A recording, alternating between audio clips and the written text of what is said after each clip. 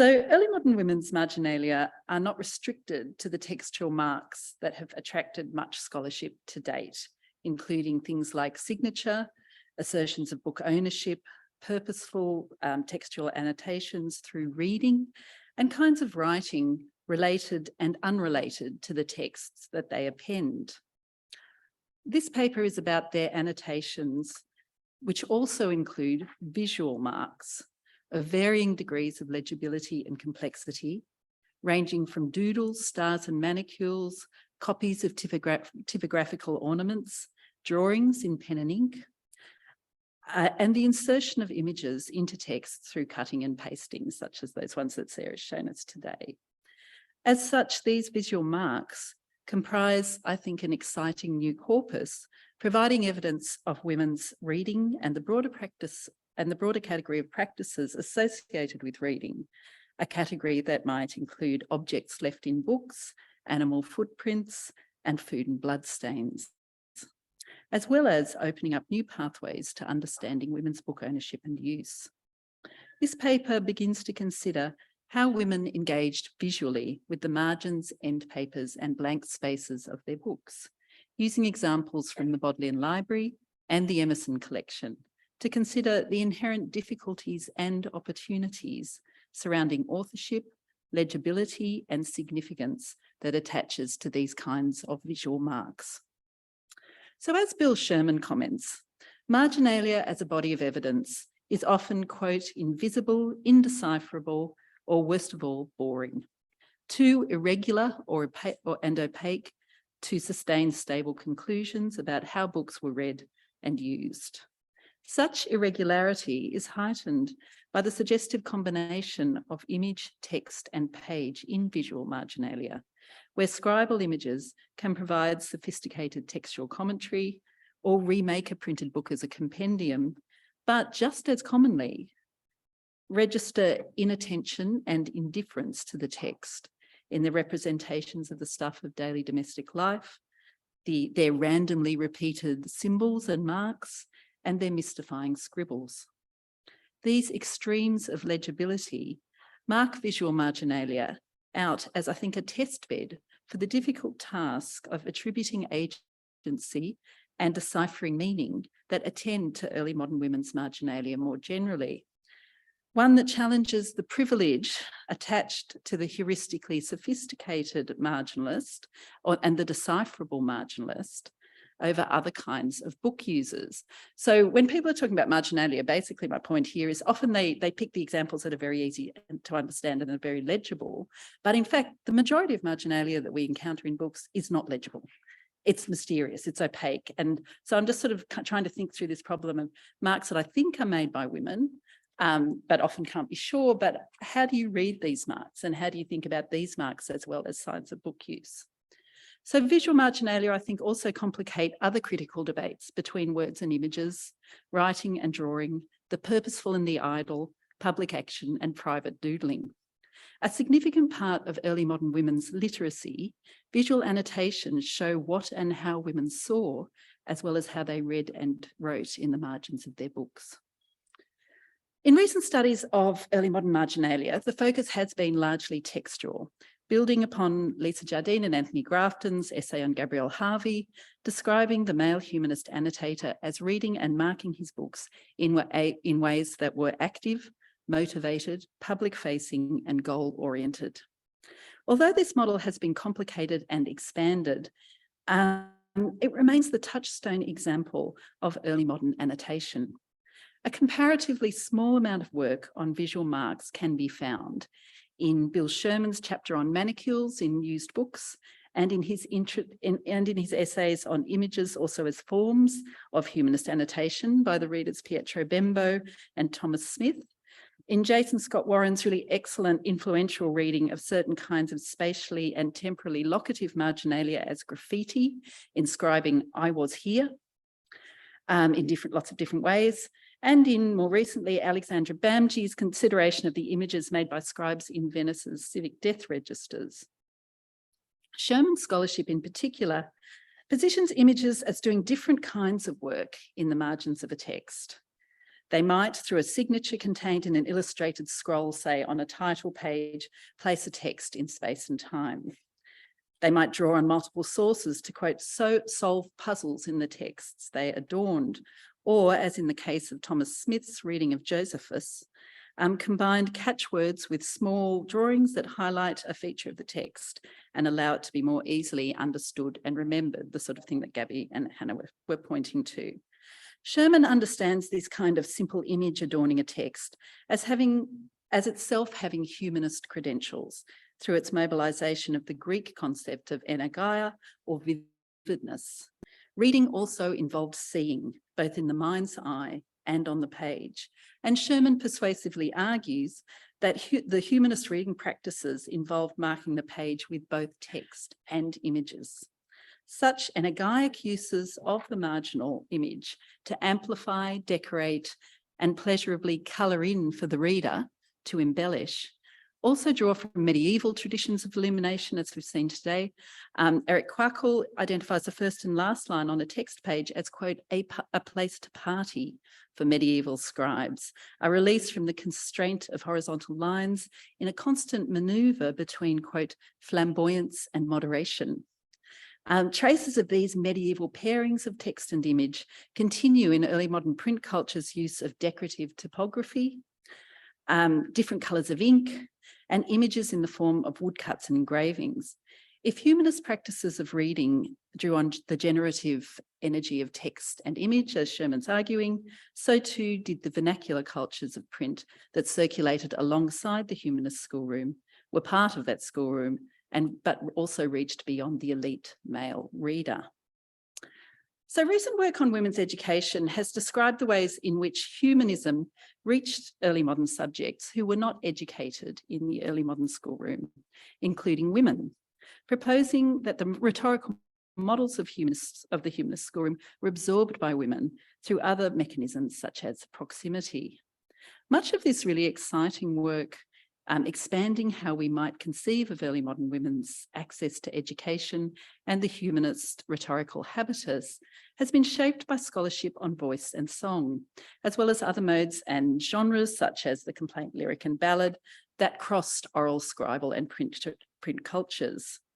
But in this paper, I would like to suggest that the gaze and the image might provide a parallel pathway to voice and song in rethinking women's education.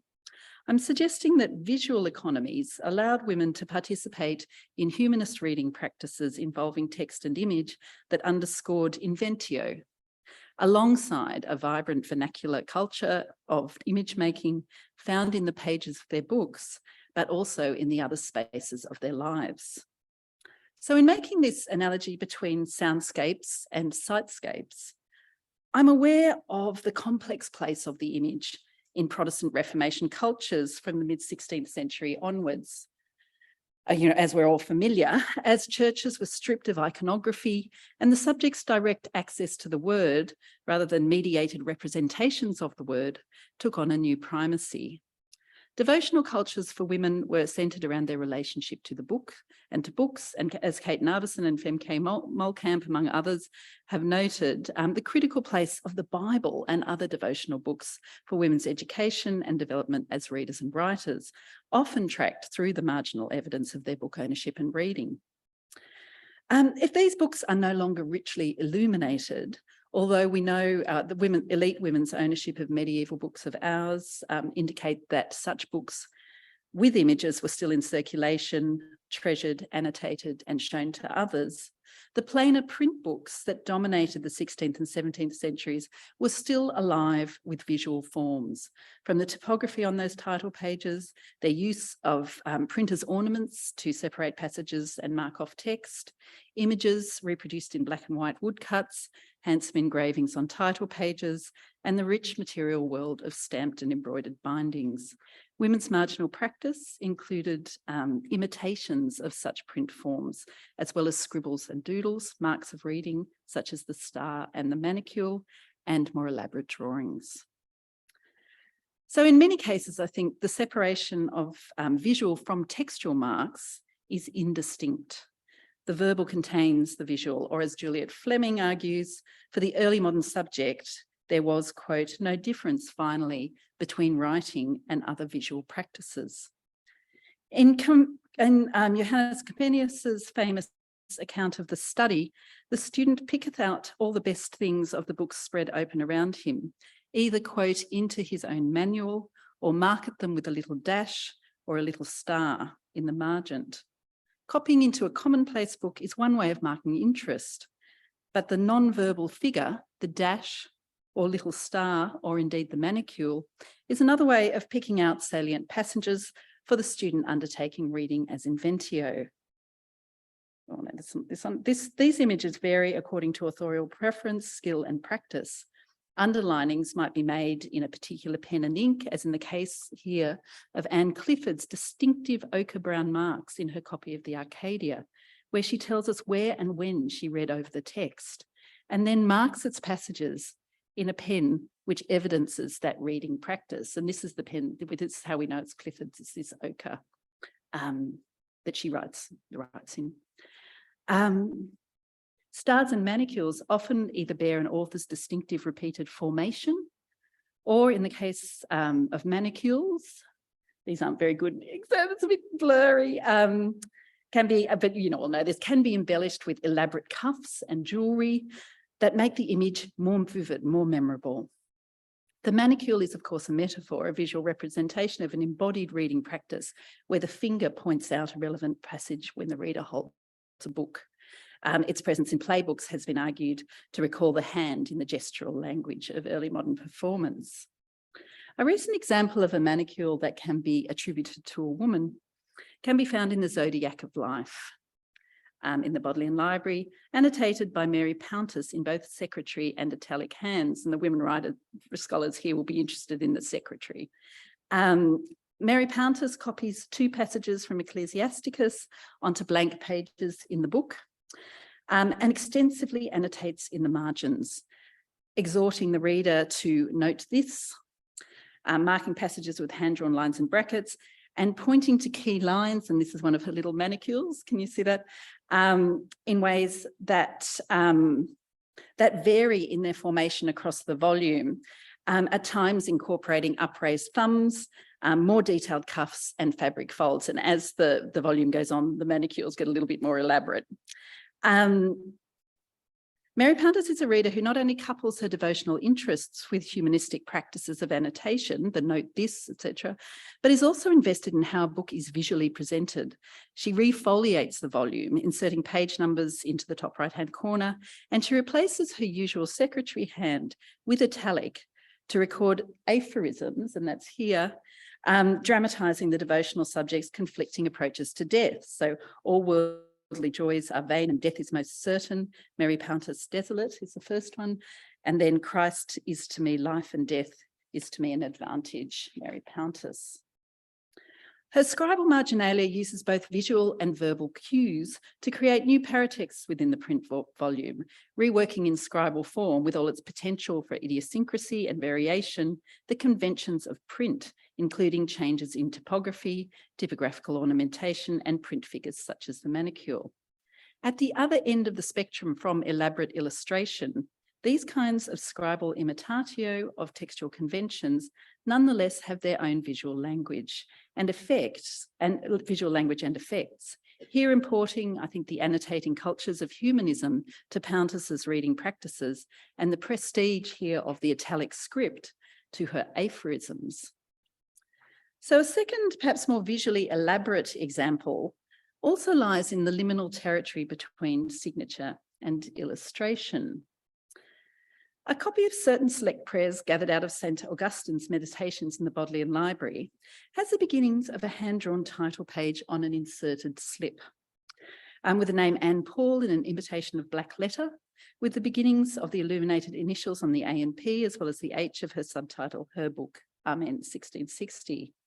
This statement of ownership is followed by a hexagonal knot completing the line and balancing the page. Anne Paul's practices here are relatively orthodox, in fact. You see quite a lot of these, as marginalists commonly reproduced their names on books in fonts that imitated typography. But it's significant that Anne Paul's statement of book ownership is made on a slip insertion.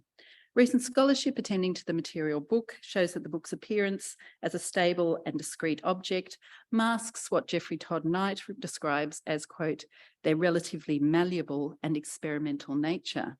The codex was both a composite object and, as Adam Smythe argues, always incomplete and in process, subject to insertions and deletions, cutting and pasting, and such as that practiced here by Anne Paul to create a scribal frontispiece for her Bible.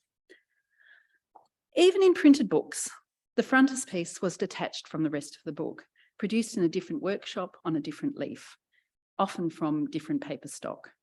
Their separate material forms and ability to be detached makes them collectible, but also part of gift economies through which books were marked as presentation copies.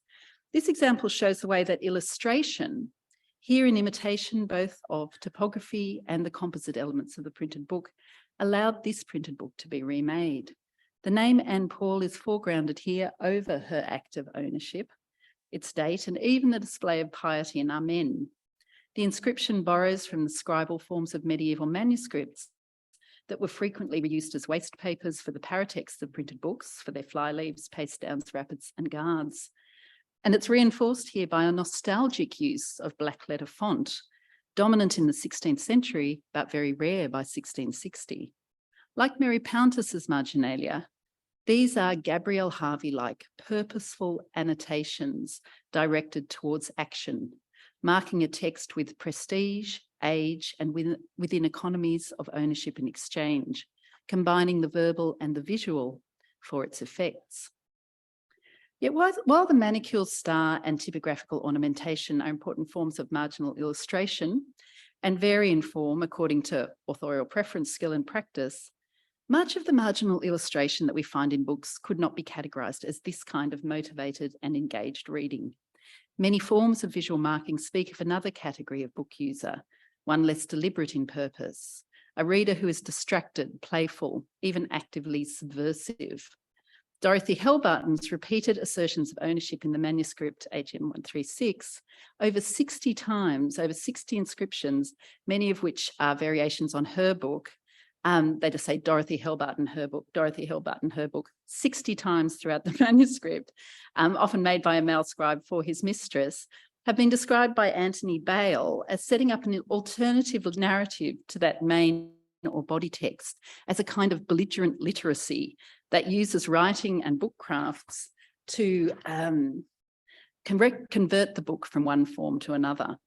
Seth Lera's work on children's marginalia examines annotations that he describes as, quote, barely legible, tantalizingly irrelevant to the text before them, evasive, duplicitous, or just plain weird. Annotations that not only illustrate individual authorial practice, but he also says change irrevocably the status of the annotated book as artifact. These examples, I think, suggest alternative kinds of marginal practice than humanist active reading, perhaps more readily available to those who might not have direct or even proximate access to humanist education and its cultures of annotation.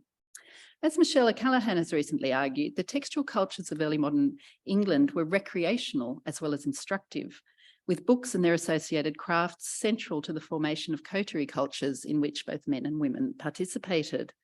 Such kinds of marginalia have the potential to refigure every book as a compendium, recording the contribution of multiple authors and artists in more complex and less hierarchical relations than annotation to what Lynn Tribble calls the text proper. I'm suggesting that visual marks are sometimes less closely attached to the main body of the text they append, and in these instances, they offer evidence less of reading than of other kinds of book use, ones that embrace the idle, recreational, or imaginative repurposing of the page of the printed book.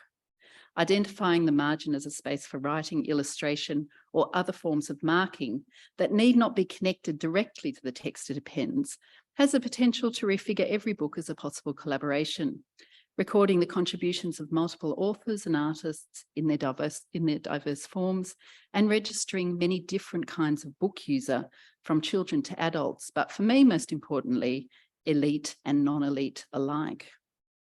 So my last example in this paper is just such an example of the collaborative and creative visual marginalia.